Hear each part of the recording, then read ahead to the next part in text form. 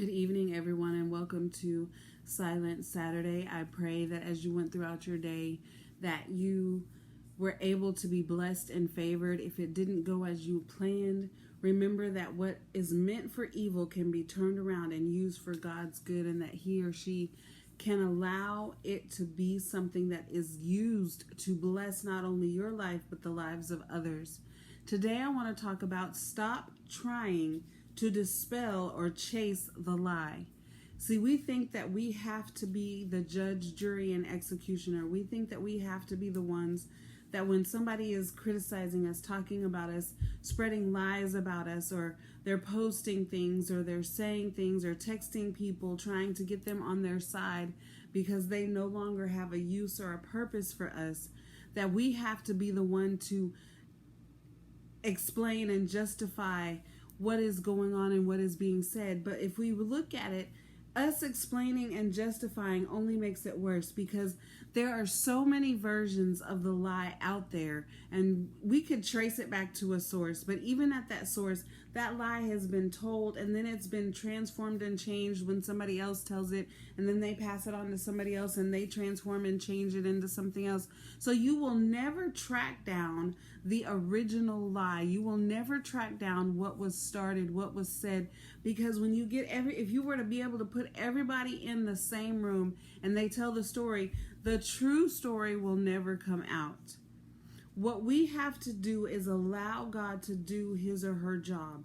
We have to stop trying to do and be the judge of everything and give judgment, and let God judge the situation. We know that when we know the truth makes us free. When we allow God to be our righteous judge, in the end, the truth comes out.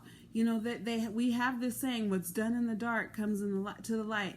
And truly that is true, not only for what we're doing that is wrong, but when people are lying and criticizing and doing what they're doing, the truth comes out eventually.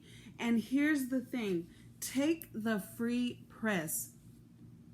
Allow that free press to be a blessing to you.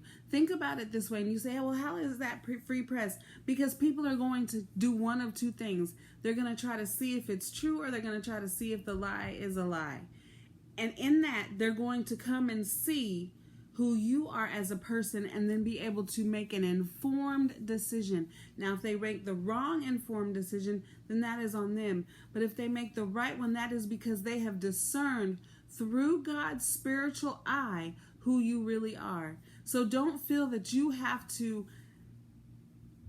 dispel the lie, explain it, or justify it away. Let it go. Keep walking. You know, they say, when people are throwing stones at you as you're walking by, keep walking. Eventually you'll be out of their reach.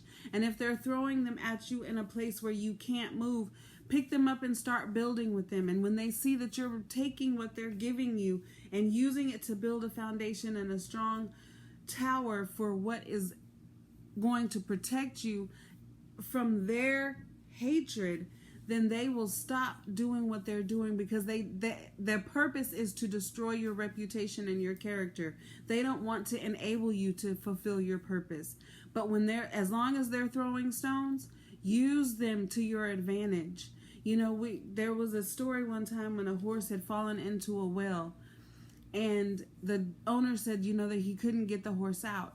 So what he started doing was throwing dirt in on the horse. What the horse did was shake it off, and under his feet, he started patting it down. And eventually what happened is the horse rose to the top and was able to walk right out of the well. And that's what we have to do. Stop letting people's lies bury us in the well, and let's shake it off. Let's pat it under our feet, and let's use it as our way of getting out of that situation.